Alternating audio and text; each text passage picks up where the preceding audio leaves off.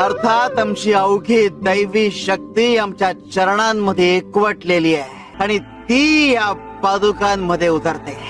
या चरणांनी धारण केलेल्या पादुका म्हणजे आमचं सत्व.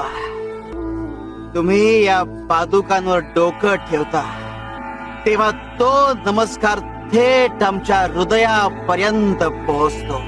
ही डावी पादुका, ही शिवस्वरूप आणि ही उजवी पादुका शक्ती स्वरूप. उजव्या पादुकेतली मारक शक्ती अवगुणांचा, वाईट प्रवृत्तीचा नाश करते आणि डाव्या पादुकेतली तारक शक्ती भक्तांचा उद्धार करते. आणि म्हणूनच दत्त संप्रदायात या पादुकांना अनन्य साधारण महत्व आहे.